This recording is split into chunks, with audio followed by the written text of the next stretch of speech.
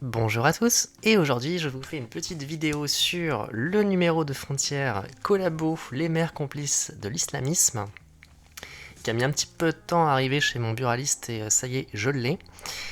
Il est assez épais, il y a beaucoup de choses, et ça commence donc par un top 30 des mers Collabo. Et c'est surtout ça que je vais évoquer, mais vaguement, comme ça vous incitera à l'acheter et à le lire vous-même, parce qu'après il y a d'autres dossiers, notamment sur l'omniprésence du halal ou trucs comme ça. J'ai pas encore tout lu, mais c'est super intéressant, en même temps c'est assez terrifiant. Et donc un petit retour sur le top 30. J'ai surligné pas mal de petites choses, vous voyez, j'ai pris mon petit stabilo, j'ai fait des surlignages. J'ai lu ça tranquillement, et ce qui se démarque le plus en fait, au point que c'en est un petit peu rébarbatif quand on lit que le top 30. À la suite, je veux dire, moi j'ai fait des petites pauses parce qu'au bout d'un moment c'est un peu effrayant, tu te dis mais c'est pas possible en fait, vraiment quoi, vraiment on en est là. En fait c'est l'immobilier. Et oui. Alors je sais pas s'ils en parlent dans les autres articles, j'espère qu'ils en parlent aussi quand même sur tous les autres trucs, comme par exemple le port du Burkini, ou les crèches interdites dans les villes françaises, ou les marchés de Noël, où tu interdis certains produits de la culture française pour pas choquer les populations étrangères. Je sais pas s'ils en parlent. Là, c'est surtout en fait le top 30 des maires. C'est surtout en fait sur l'immobilier, la place que prend l'immobilier dans l'entrisme islamiste avec les mosquées. Par exemple, dans l'édito du début de Jules Laurence, on a du coup songé qu'en 1965, on comptait seulement 5 lieux de culte musulmans en France. Aujourd'hui, il y en a 2800. Et c'est pas prêt de s'arrêter, parce que c'est ça en fait le nerf de la guerre. C'est quasiment tous les maires qui sont étudiés dans ce magazine, dans le top 30, c'est ça en fait le truc. C'est pour gagner les voix des électeurs des populations immigrées, bah ça construit des mosquées, ça achète des terrains vagues, et plutôt que de construire des choses utiles pour le bien-être des Français, bah en fait on construit des mosquées, ça ferme des boutiques, des établissements, pour les remplacer par des mosquées. Je vais relire un tout petit peu mes petits surlignages avec vous quand ça me paraît intéressant. Au début, je pensais avoir plein de choses à dire, mais en fait, ouais, c'est vraiment ça le nerf de la guerre, donc ça revient très très souvent. C'est voilà, l'immobilier, les terrains acquis pour des mosquées de plus en plus grandes, avec de plus en plus de place, avec un truc qui m'a fait beaucoup rire. Ce sont ces maires de gauche, voilà, qui nous font la morale sur l'écologie, sur les voitures, qui suppriment des places de parking devant des boulangeries ou des trucs comme ça, qui servent vraiment à la France et qui font partie de la culture française. Mais les voitures, c'est mal, donc on supprime des places de parking, même genre 2 ou 3, parce que c'est pas bien et parce qu'il faut végétaliser, ce qui est très bien. Mais le commerce, ça aide quand même à faire tourner le pays, à faire vivre, à faire venir les gens. Je vous renvoie au reportage de Vincent Lapierre sur un maire qui aime vraiment sa ville et qui fait vraiment ce qu'il faut. Et c'est ce qu'il dit en fait. Quand il est arrivé, il n'y avait pas de place de parking devant la boulangerie. Et du coup, bah, les gens ils passaient en voiture et puis ils allaient plus loin pour trouver une boulangerie où il y avait des places, voire un centre commercial. Et bah il a fait genre 4 ou 5 places de parking devant la boulangerie, et bah du coup les gens s'arrêtent, et du coup ça fait marcher la boulangerie. Et du coup ça fait vivre la localité, voilà. Et donc là, on a ce Christophe Armijon, voilà, maire de Thonon-les-Bains, qui du coup va créer encore une mosquée dans sa ville, et elle comportera 33 places de parking. Voilà. On n'a pas le droit de se garer pour aller acheter une bonne baguette, un bon jambon. Par contre, pour aller prier à la mosquée, ça va. Là, on peut créer des places de parking pour les voitures. Super, c'est génial. Donc, par exemple, là, en top 1, on a Olivier Klein, voilà, qui lui aussi se soumet complètement, construit des mosquées, tout ça. En 2018, il accorde une subvention de 270 000 euros à l'association cultuelle reliée à la mosquée Bilal. Donc voilà, l'argent des Français va dans la construction des mosquées, c'est génial, 270 000 euros. Alors il y en a qui vous diront mais c'est rien, c'est des miettes. Oui, enfin 270 000 euros, tu peux faire des choses. Tu peux entretenir des bâtiments publics, tu peux améliorer le quotidien de la vie des Français, voilà, sur les choses qui comptent vraiment. Par exemple, ma mère, ça fait quelques années qu'elle va à une piscine qui est proche de chez nous. Elle a surpassé sa peur de nager là-bas, elle s'est faite des amis, elle a un super groupe de gens ultra gentils, voilà, c'est un moment de réunion qui lui permet de voir du monde, de discuter, parce qu'elle est à la retraite et c'est pas toujours facile en fait de créer du lien, de rencontrer de nouvelles personnes. Eh bien, cette piscine va être fermée. Voilà, c'est la piscine de mon enfance, c'est celle où on allait quand j'étais enfant.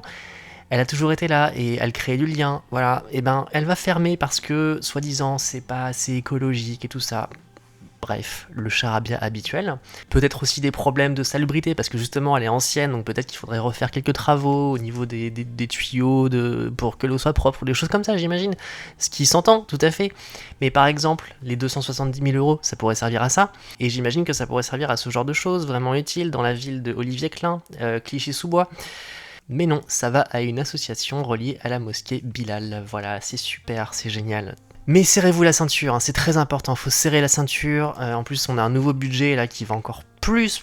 Là, c'est même plus une ceinture, là, c'est un anneau gastrique qui va faire poser sur le ventre de tous les Français, sauf bien sûr, des gentils étrangers.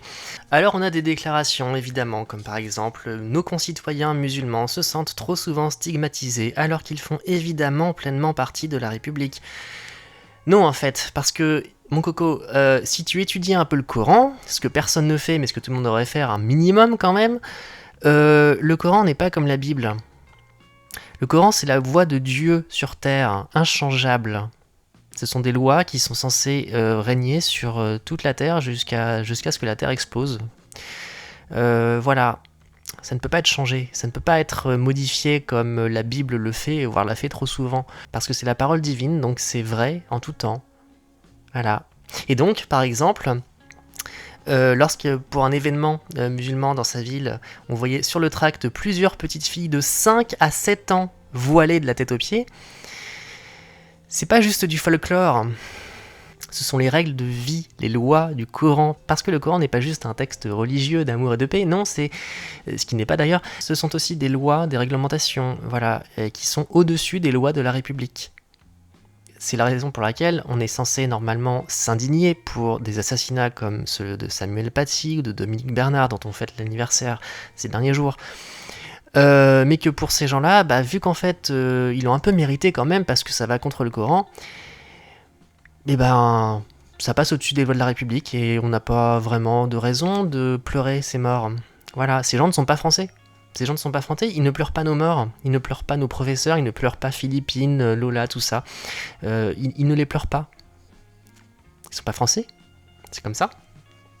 Pour le top 2, on a Benoît Gimenez, le maire de Garges-les-Gonesse, qui lui du coup est très content, ça fait 3 fois de suite, d'organiser un marché du Ramadan tous les ans, avec au programme des clips promotionnels de l'islam traditionnel. Donc traditionnel, ça veut dire que c'est vraiment, mais pas du tout modéré, quoi. C'est vraiment la tradition, c'est le texte qui n'a jamais été remis en question, jamais changé. Donc lapidation des femmes, femmes voilées. Enfin, j'imagine qu'ils ne parlent pas de ça sur le marché, mais ça fait partie du packaging, même s'ils en parlent pas. Enfin, prière islamique, minaret stylisé et stand de vente d'objets de décoration niant l'existence d'Israël, c'est génial. Alors que par exemple au marché de Strasbourg, les crucifix, les signes religieux, certains plats comme la tartiflette et tout ça, c'était interdit parce que c'est trop français. Et ce mec, du coup, c'est un proche de Dominique de Villepin, c'est même Dominique de Villepin qui l'a poussé à être élu maire de cette ville. Donc voilà, c'est génial. Benoît Gimenez, après avoir souhaité Aïd Moubarak, truc-muche, à la foule rassemblée en extérieur pour prier, s'est même permis d'introduire un discours de l'ambassadeur de la République islamique du Pakistan, pays où s'applique la charia. Et qui était venu pour l'occasion, il était sur place, ce monsieur. C'est génial. C'est génial. Les maires de France, comme ce bon Benoît Gimenez, donne la parole à des islamistes qui soutiennent la charia, voilà, pendant un événement public organisé par la mairie de la République française. Ah oui, tiens, d'ailleurs, j'avais oublié ça aussi. En 2020, la mosquée de Garges avait également fait intervenir Shakil Omarji Truc, prédicateur fondamentaliste s'étant déjà signalé en criant Allahu Akbar Trucmuche devant le Bataclan. Quelle belle âme, quelle belle âme. La paix, l'amour, tout ça. Le même prédicateur fondamentaliste pour qui le modèle parfait pour les sociétés futures sont les femmes en hijab. Voilà, ce mec a parlé à la mosquée de la ville de Monsieur Benoît Gimenez en toute liberté, voilà. Les femmes en hijab, la charia. Par contre, si toi tu dis que tu aimes ton pays, que tu aimes ton drapeau bleu, blanc, rouge, que tu aimes le jambon, que tu aimes tes traditions, alors là, ouh, facho, méchant. Je sais pas ce qui se passe dans la tête des gauchistes. Alors autant j'ai presque une certaine tendresse pour les boomers gauchistes parce qu'ils sont complètement dépassés. Par contre, j'ai beaucoup de mal, et même je ne peux pas pardonner en fait aux jeunes de ma génération, de la trentaine, ou les encore plus jeunes qui sont tout le temps sur les réseaux, et où c'est tellement facile en fait de se renseigner sur ce que ça veut dire l'islam, le Coran, la charia, qu'est-ce que ça veut dire et comment ça se passe ou ça s'est passé dans les pays qui n'ont pas vu le problème venir et qui l'ont laissé s'installer. Tout y est. Il suffit de faire des recherches, il suffit de dépasser en fait le mur anti-facho dont on nous bourre le crâne dès l'enfance. Et là, tu commences à voir un peu derrière le voile. Alors, je dis pas qu'on est tous des enfants de cœur du côté des conservateurs. Il y a des gens qui sont extrêmement radicaux, qui font peur, bien sûr. Mais il n'y a pas que ça. Il y a aussi juste des faits ou des témoignages. Voilà, du réel, hein. Enfin bref, de toute façon, je vous ferai une vidéo, un de ces quatre, pour vous présenter tous mes abonnements et mes sources d'informations. Il y a à prendre ou à laisser, parfois je suis d'accord, parfois pas, avec tout ce que j'entends sur ces plateformes-là. Mais ça permet de s'informer, de comprendre un peu mieux l'articulation de ce qui se passe dans le pays et en Europe et par rapport à cette invasion, avec des personnes qui sont pas forcément celles qui s'expriment le mieux, qui sont pas forcément les plus bankable, et c'est pour ça qu'on les voit pas à la télé, au-delà du fait qu'elles sont censurées et que de toute façon faut pas laisser la parole à des fachos, même si ce sont par exemple parfois des musulmans ou des ex-musulmans qui critiquent leur propre religion, leur propre culture, mais même ça, non, c'est du coup c'est des bounties, enfin vous voyez un peu l'idée, hein, donc en fait du coup les gauchistes, en appliquant cette censure sur certaines personnes, font preuve d'encore plus de racisme que le racisme supposé des fachos d'extrême droite, ou même de droite tout court maintenant, parce que de toute façon, tout ce qui n'est pas Mélenchon, c'est d'extrême droite maintenant, donc voilà. Bref, je vous sortirai ça un de ces quatre. Ça, regardez, on a des photos, parce qu'ils ont pris des photos aussi. Jimenez, regardez, il est là, le top 2, Jimenez. Et il est tout content en train de manger avec voilà, tous ces messieurs, aucune femme, hein, que des messieurs, voilà. Si cette image vous fait penser à une image bien connue, à un mème bien connu d'internet, c'est normal. Benoît Payan, le maire de Marseille, alors lui, sacré niveau, hein, sacré niveau. Encore une fois, pour une mosquée, il s'adresse aux musulmans. Vous m'avez demandé de céder un terrain, c'est ce que j'ai décidé de faire. Vous n'avez pas à me dire merci, parce qu'on vous le doit. Ah bon? Ah bon? Ah bon, vraiment, on vous le doit. La France, c'est tout petit. Vous avez déjà regardé une carte du monde récemment? La France, c'est tout petit, c'est minuscule. L'Afrique, c'est immense. Immense à côté. Il y a de la place partout. En plus, si il se sortait un peu les doigts du derrière, il pourrait, je sais pas, réveiller un élan de fierté, de concurrence, de compétition avec nous, plutôt que de tout le temps nous cracher dessus et puis venir chez nous dire comment on doit vivre et nous dire qu'on est des méchants, des fachos, tout ça. Pourquoi vous restez pas chez vous en fait? Pourquoi vous restez pas chez vous et vous vous sortez les doigts du derrière? Vous travaillez notamment sur l'énergie solaire pour avoir de l'électricité plus facilement que nous. Vous vous révoltez contre vos régimes tyranniques, comme nous on l'a fait dans notre histoire, et c'est aussi pour ça qu'on en est là. Vous vous sortez les doigts du derrière, vous vous battez chez vous pour obtenir votre liberté, pour obtenir votre indépendance économique, pour construire des villes qui fonctionnent, des villes attractives, qui pourraient marcher avec le tourisme, parce que là, il n'y a aucun problème. Moi, j'adorerais visiter juste un pays musulman, voilà, aller voir la culture pendant une semaine, et puis après, je rentre chez moi. Voilà, je rentre chez moi, je les vois plus, mais juste, voilà, j'ai fait un bain de culture, j'ai appris des choses, et après, je rentre chez moi, en France. Voilà, j'ai pas besoin que vous veniez chez moi, en fait. On n'a pas besoin que vous veniez chez nous. Vous comprenez ? Vous pourriez tellement avoir une place importante dans le monde si juste vous vous éleviez un petit peu, si au lieu de nourrir des rancunes contre nous, vous faisiez ce qu'il faut pour vous élever sur vos terres, devenir attractif et ne plus avoir besoin de nous pour évoluer. Si vous n'êtes pas content ici, et même si vous n'êtes pas content en Europe, parce que c'est la même chose dans plein de pays d'Europe, et notamment l'Angleterre où là c'est maximum, enfin franchement, fallait voir les images des élections municipales, je sais plus, c'était il y a 2 ans je crois, où notamment dans l'une des villes où c'est un maire musulman qui est passé, t'avais quasiment les mecs en djellabas sur des ânes dans les rues d'une petite ville anglaise en briques et tout ça, enfin je veux dire de la terre d'Harry Potter et tout, enfin t'avais ça, ils fêtaient ça avec les ânes sur les routes comme ça, et en arrière-plan tu voyais les petites maisons comme chez les Dursley là. Non mais, ok. Donc non, on vous doit rien en fait. Vous avez toute la place dans vos pays d'origine pour créer des choses, pour améliorer votre culture, pour l'étendre si vous voulez, mais chez vous en fait. Vous avez toute la place. Pourquoi venir sur le tout petit pays de la France et même la toute petite Europe, parce que l'Europe est pas très grande au fond par rapport au reste du monde et surtout par rapport à l'Afrique. Restez chez vous et soyez grands et fiers et glorieux chez vous. Apparemment, nous on est des grosses merdes et vous êtes géniaux. Vous avez tout inventé, vous avez tout compris sur le monde, sur la vie. Restez chez vous et soyez grands chez vous. Foutez-nous les hontes. Ah mais moi j'accepte le pari, hein. Vous restez chez vous, vous élevez votre culture à un niveau maximum et vous nous foutez la honte. Par vos propres moyens, sans demander notre aide, sans envoyer des membres de votre famille chez nous pour vous envoyer de l'argent et tout ça. Juste chez vous avec votre système, votre culture, votre climat, tout ça, vous vous démerdez et vous nous foutez la honte. Vous foutez la honte à l'Europe, aux États-Unis, à la culture occidentale. Allez-y. Allez-y. Moi, je trouve que le défi serait passionnant à observer. Voilà, en paix, comme ça, vous rentrez chez vous, nous on est en paix, voilà, on n'a plus de problème, on vous regarde de loin, on vous observe. Voilà. Et si vraiment, avec vos propres moyens, vous arrivez à nous surpasser sur tous les plans, bah bravo. Bravo, vraiment, je m'inclinerai, mais pas avant. Pas avant. Jamais de la vie. Bon courage. Bref, revenons à notre serpillière Benoît Payan.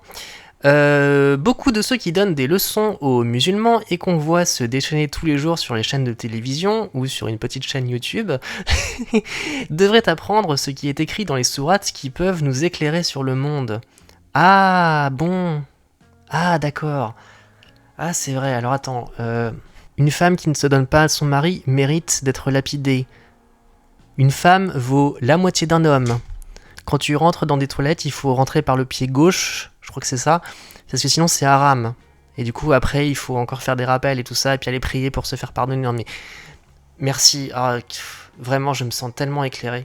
Merci Benoît Payan, merci d'avoir apporté la lumière. Alors lui, je l'adore, c'est pas le dossier le plus impressionnant, mais François Grosdidier. Bonjour, je suis François Grosdidier. Je suis un traître à mon pays et après moi le déluge, mais je suis content. François Grosdidier. Excusez-moi, c'est la pression qui retombe, mais Encore un projet de grande mosquée, coût total estimé 15 millions d'euros avec une subvention de la mairie de 490 000 euros. C'est parfait. T'as rien d'autre à foutre, François Grosdidier. En plus, j'ai même pas vu, c'est un maire ex-LR. Il est quoi maintenant? Il est d'hiver droit. Ah bah dis donc, ils sont beaux les LR. Hein. On a aussi des personnages comme Aude Lagarde qui font un discours dans une mosquée en portant le voile. C'est bien parce que du coup, finalement, en fait, on dit que l'assimilation ça marche pas, mais bien sûr que si, ça marche. Mais juste pas dans le sens où ça devrait. Mais c'est bien, elle est assimilée, elle est assimilée. Elle a assisté à une conférence sur la réussite scolaire dans une salle municipale à l'initiative de l'association locale Trait d'Union 93, qui propose des cours d'arabe aux enfants au nom du vivre ensemble. C'est bien, hein, c'est bien. L'assimilation est en bonne voie. C'est pas ce qui était prévu à la base dans le contrat, mais bon, c'est pas grave, ce sera nous assimiler à eux, c'est super, c'est le vivre ensemble. À Gennevilliers, on a Patrice Leclerc, ce monsieur, voilà. Regardez, oh alors lui c'est comme Grosdidier lui. Je suis Patrice Leclerc. À Gennevilliers, notre projet de société, c'est de regarder notre voisin, comme vous le dites, comme un frère ou une sœur, et nous disons comme un camarade. Oh, c'est beau, c'est beau. Il y a juste un petit problème, monsieur Patrice Leclerc, c'est que si on en est là, s'il y a autant de gens qui rentrent, et s'il y a aussi peu de problèmes entre les Français de souche et les immigrés, dans ce sens-là, c'est justement parce que le peuple français est extrêmement tolérant. Il a été extrêmement bien dressé, il est extrêmement gentil, positive attitude. Il a été tellement bien dressé, tellement bien soumis, le peuple français, qu'après le Bataclan, il a fallu à peine quelques jours, voire quelques heures, pour que plutôt qu'on parle des victimes, On parle des musulmans en disant attention, pas d'amalgame, faut surtout pas attaquer ces gens-là et tout. Vous vous rendez compte? On n'a même pas eu le droit d'être en colère. On nous a interdit d'éprouver de la peine, on nous a interdit de faire notre deuil, on nous a interdit, plus que tout, de nous révolter, de combattre, de dire non. La préservation de l'islam, et je le sais parce qu'à l'époque j'étais de l'ultra-gauche, et que moi aussi sur les réseaux sociaux, comme je le disais dans une autre vidéo, j'ai défendu ce truc-là, sans même savoir de quoi je parlais. Il était plus important de défendre l'islam et les musulmans que de défendre les victimes, que de parler d'elles. Quelques jours après le Bataclan. Et ça n'a pas changé. Ça n'a pas changé. Alors maintenant, on n'a plus de gros attentats, mais on a des petits attentats comme ça. Voilà. Des agressions, des viols, des meurtres. Et à chaque fois, c'est pareil. T'as pas le droit. T'as pas le droit. Quand tu oses mettre des affiches pour Philippines, putain, mais renseignez-vous sur Philippines, allez voir qui elle était. Ce qu'elle aurait pu devenir, cette fille. On arrache les affiches, on te traite de facho. À l'époque, il y a même des gauchistes, des jeunes, mais aussi des boomers, là, avec leur tête de boomers, là, qui sont allés sur un point de commémoration pour Philippines et qui ont crié facho alors que les gens étaient en train de se recueillir pour elle. Parce que les Français, ils sont gentils. C'est pas eux qui agressent. C'est pas eux les racistes. Et c'est à cause de têtes de gland comme ce mec qu'on en est encore là. On reste gentil. On est gentil. Ah oui, bah si on est gentil, peut-être qu'ils vont être gentils avec nous. Mais jusqu'à quand, en fait? Il faudra combien de meurtres? Parce que maintenant, il n'y en a plus d'attentats, mais combien de meurtres de Français de souche pour qu'on arrête d'être gentil, en fait? Bref, je vais pas faire le tour de toutes mes notes, tous mes surlignages, parce qu'il y a beaucoup de choses, et puis comme je l'ai dit, ça revient beaucoup, c'est beaucoup, en fait, sur les mosquées, ce qui fait, en fait, un cercle vicieux, parce que plus il y a de musulmans, plus ils demandent des choses, notamment des salles de prière, des mosquées. Donc, on leur crée des mosquées, mais plus on crée des mosquées, plus la ville et au bout d'un moment, le territoire français entier est attractif pour les musulmans, donc plus ils viennent, et plus ils viennent, plus on crée de mosquées où on les agrandit, et plus elles sont grandes, et bien plus c'est attractif, donc plus ils viennent, donc voilà. Tous ces gens sont effectivement des traîtres et des collabos. Mais alors moi, il y a une histoire qui m'a vraiment choqué. C'est pas la plus impressionnante du top 30, mais c'est celle qui est la plus révélatrice. C'est celle de Véronique Lecauchois, maire de Saint-Julien en Genevois. Alors elle a repris le flambeau. Son prédécesseur en fait avait annoncé qu'il créerait une mosquée et elle a repris le flambeau et elle a essayé de mettre ça un peu sous le tapis. Sauf que, voilà ce qui s'est passé. Écoutez bien.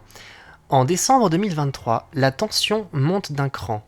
Apprenant que la municipalité veut céder le terrain à la communauté de communes pour y transférer un garage, 160 membres de l'AMG, l'association musulmane de Genevois, envahissent silencieusement le conseil municipal. Dans un silence total, ils se massent le long des murs pour exiger que la délibération soit retirée. La maire finit par reculer. Et donc la mosquée est créée. Regardez cette image. C'est l'image de ce qui s'est passé. Vous avez le conseil municipal sur la table en U, et tout autour, ils sont tous rentrés en silence, ils se sont mis tous autour, sans rien dire, les bras croisés, que des hommes.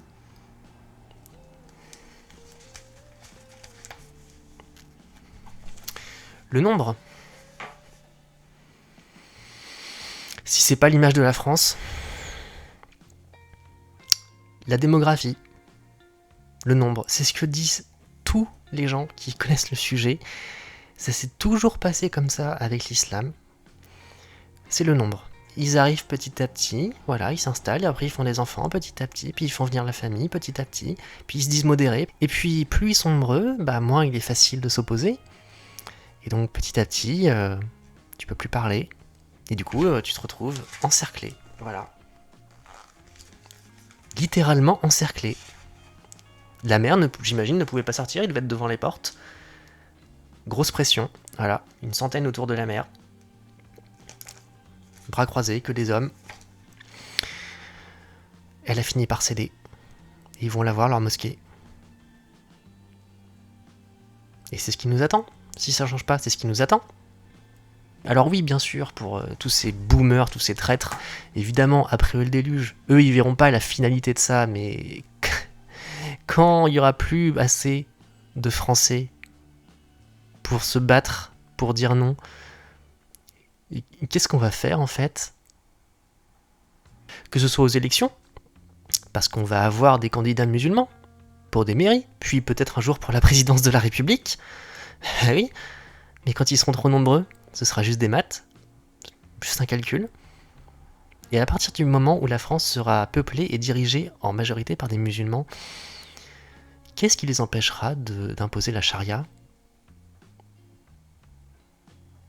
Qu'est-ce qui empêchera de dire maintenant toutes les femmes sont voilées? Maintenant toutes les femmes obéissent à leurs hommes. Toutes les femmes valent la moitié de moins qu'un homme. Le cochon est interdit.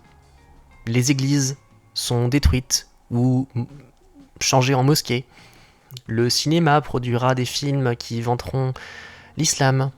Toutes les valeurs morales de cette secte vont petit à petit prendre le pas sur tous les pans de la société. Et puis au niveau purement technique, au niveau administratif par exemple, qu'est-ce que vous allez faire si vous vous faites agresser par un musulman, ou s'il y a un attentat, de nouveaux attentats, voilà, et que à cause du grand remplacement, vous allez au commissariat et tous les policiers sont musulmans? Ou tout bêtement, j'ai pensé à ça hier en voyant une pub pour la Poste, parce que maintenant la Poste, on peut encore envoyer des lettres, mais ils forcent à fond sur la lettre numérique, où en fait tu envoies ta lettre, et c'est une personne que tu ne connais pas, dans un bureau, qui imprime ta lettre, donc qui peut la lire, hein, et personne, j'imagine que dans les clauses, ça doit être dit que la personne n'a pas le droit de lire, mais la personne elle fait ce qu'elle veut, hein, seule face à son imprimante. Hein. Et c'est elle ensuite qui la met dans l'enveloppe et qui l'envoie. Si la poste est gérée par des musulmans, et que toi tu veux dire un truc très français, un truc considéré comme facho, le jour où on va supprimer le courrier papier, le courrier qu'on peut poster nous-mêmes avec nos timbres, qu'on met nous-mêmes sur l'enveloppe, le jour où il n'y aura que la poste numérique, tu pourras même plus dire ce que tu veux. Et même des mouvements de résistance, parce qu'on va devoir en arriver là si ça continue, des mouvements de résistance. Comment tu vas faire pour communiquer? Et en plus, l'Europe... renseignez-vous sur Chat Control, je vais pas partir là-dessus parce que c'est encore, ce serait une vidéo à part, mais renseignez-vous sur Chat Control, le truc qui va scanner tous vos messages privés sur tous les réseaux. Tout ce que vous enverrez sera scanné et quelqu'un pourra analyser et voir ce que vous envoyez à votre maman, à vos proches, à vos amis. Comment tu fais une révolte quand tout est quadrillé comme ça? Revenons au cas de la police, une agression dans la rue. Admettons, une femme se fait agresser dans la rue parce qu'elle porte une jupe trop courte et qu'un mec lui fait un rappel. Si dans la rue il y a une majorité de musulmans, des hommes, parce que les femmes seront à la maison, en train de cuisiner ou de garder le bébé. Ah, c'est comme ça que ça se passe. Soit il n'y aura pas de Français avec ses valeurs françaises dans la rue pour la défendre, soit il y en aura 2-3, mais comme sur cette image-là, qu'est-ce qu'il va faire? Il va risquer sa vie? Personne ne sait comment il réagirait, Non, la plupart ils vont baisser la tête, ils vont laisser faire. Est-ce que ça commence à rentrer un peu chez certains le danger en fait du truc? Cette histoire est terrifiante, cette image est terrifiante. C'est sur ça que je voulais finir, parce que vraiment c'est pas l'histoire la plus incroyable au niveau des chiffres, de l'espace de la mosquée qui a été réquisitionnée, tout ça. Mais au niveau de l'image, du symbole et de ce que ça annonce pour la suite, arrêtez d'être gentil. Alors le top 30 il s'arrête ici, il y a encore tout ça, voilà, de dossiers toujours sur l'islam. J'ai pas encore tout lu, je vous ai juste fait un petit résumé. J'ai juste fait ça pour inciter les gens à l'acheter, même symboliquement, si vous n'avez pas le temps de lire, vous êtes trop pris par votre vie, mais juste allez l'acheter. Et si possible, pas sur internet, allez en kiosque. Moi j'ai été à mon kiosque pour le prendre. J'ai dû y aller 2 fois, parce que la première fois, il l'avait pas encore reçu. Et d'habitude, c'est assez calme, et là, il y avait un monsieur, et il se trouve que c'était... c'était un maghrébin qui tient un restaurant de tagine juste à côté. Et du coup, j'ai eu un moment d'hésitation, mais j'ai demandé, j'ai vu qu'il n'était pas dans les rayons, donc j'ai demandé à voix haute, est-ce que vous avez le dernier numéro de Frontières? Voilà. Et donc il m'a dit non, on l'a pas encore reçu, donc du coup j'ai dû repasser pour le reprendre. Et là pareil, il y avait du monde derrière moi, pas juste à côté derrière moi, et puis du coup je l'ai trouvé. Mais je l'ai quand même pris dans le rayon, voilà, je l'ai sorti du rayon, on a vu que je prenais le Frontières Collabo. C'est la moindre des choses en fait. C'est la moindre des choses. J'ai pas, c'est pas un placement de produit pour Frontières et je valide pas tout, notamment de leur dernier recrutement et tout. Je trouve qu'il y a un truc un peu racoleur parfois. Bref, je vais pas m'étendre là-dessus, mais juste, ça me paraît important en fait d'au moins faire ce geste-là en fait. Parce que si on n'est même pas capable d'acheter un magazine, même symboliquement, même si on n'a pas le temps de le lire, mais juste de l'acheter, et de l'acheter physiquement, d'y aller, de le prendre avec ses mains devant les autres, si on n'est même pas capable de faire ça, bah c'est foutu en fait. C'est foutu. Parce qu'il va se passer quoi quand on va vraiment, vraiment devoir se battre contre ceux qui voudront nous imposer d'être soumis, de devenir des dhimmis. Renseignez-vous sur ce que c'est que les dhimmis dans la culture islamique. C'est ce qu'on va devenir en fait. Vous voulez devenir ça ? Des sous-humains ? Bref, voilà pour ce petit tour d'horizon sur le top 30 des mères collabos par Frontières. Bon, je m'informe beaucoup, donc je savais à peu près déjà tout ce qu'il y avait, sauf l'importance des mosquées et l'immobilier dans l'entrisme islamiste. C'est vrai que c'est assez étonnant, mais cohérent.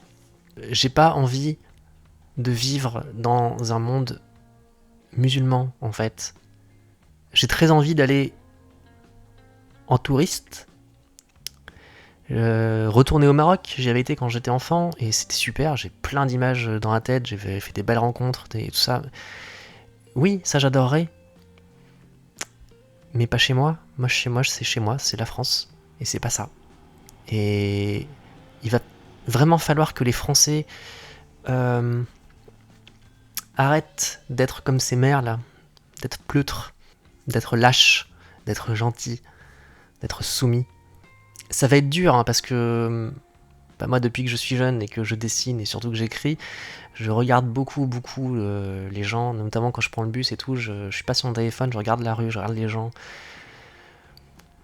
Et j'avoue que j'ai un peu peur parce que c'est vrai que les musulmans, ils ont un truc. Tu sens qu'ils se sentent chez eux, quoi. Ils sont en train de gagner et tu sens une fierté, en fait. Une fierté d'être là et puis de se dire, on est quand même bien en train de leur mettre le français, là. Et puis t'as les Français, ils sont de plus en plus... Soit ils sont un peu rigidos, ils se donnent un air fort, mais tu sais très bien que c'est des antifas. Ils utilisent leur colère pour de mauvaises raisons, et ils seront pas épargnés. Une fois que les musulmans seront installés, t'inquiète pas que les antifas, même les Raphaël Arnaud et tout ça, on va leur dire, non mais toi t'es trop blanc, et puis tu dégages en fait, tu dégages. Voilà, c'est chez nous ici maintenant, donc je sais pas ce qu'ils imaginent, je sais pas ce qu'ils veulent. Pourtant c'est des jeunes en plus, putain c'est des jeunes comme moi quoi, qui ont accès à internet, comme vous, qui peuvent se renseigner, savoir ce qui se passe, savoir ce que c'est la stratégie des frères musulmans. Donc il y a ceux-là, et puis il y a les boomers, donc les boomers la plupart du temps ils font leur petite vie, ils ont les petites mains derrière le dos, et puis ils regardent la chose passer, et puis c'est bientôt la fin, et puis c'est nous les architectes de ça, mais chut, faut pas le dire. Hein. Puis voilà, donc ils vont jamais rien faire. Et puis t'as, surtout parmi les jeunes, des tas d'hommes soja, des mecs tout fins, avec des airs un peu efféminés et tout ça. Et pourtant c'est moi qui vous dis ça, hein. C'est moi qui vous dis ça malgré mon parcours, mais... malgré mon parcours, malgré mon traitement, mon opération et tout, j'ai l'impression d'avoir plus de testo que certains des mecs que je vois dans la rue, quoi, qui sont l'avenir de la France. J'ai le droit de dire ça puisque biologiquement je suis un mec, donc j'ai le droit. Ça c'est pour toi, Rolling. Courage à toi. C'est pas très encourageant en fait. Des fois tu vois un mec, un bon français avec un petit béret sur la tête, une bonne beubare et puis un bon bide, et puis tu sens que le mec il est fort sur ses appuis et ça fait du bien. Tu te dis, ouais, ça fait du bien de voir ça, tu vois. Mais il y en a quand même beaucoup qui ont l'air vraiment déprimés, tristes, certains qui ont l'air shootés, enfin... Je dis pas qu'il faut qu'ils soient en colère et tout ça, non, juste déjà avoir un peu le sourire et puis apporter un peu de fierté en fait d'être soi dans son pays, vous voyez, mais pas de manière naïve, pas de manière gentille. Juste fier, assuré quoi. On est français. Merde. Cocorico. Bon voilà, c'était décousu, au moment c'est fait. Voilà, je me mouille. Courage à Frontières, courage à la France, courage à nous tous. Et prenez soin de vous. Et n'oublions pas que si nous voulons conserver l'art de vivre, la joie, la douceur, la gentillesse française, on ne va pas avoir le choix pendant quelques années. Il va falloir redevenir des guerriers, des Gaulois. Merci, à bientôt.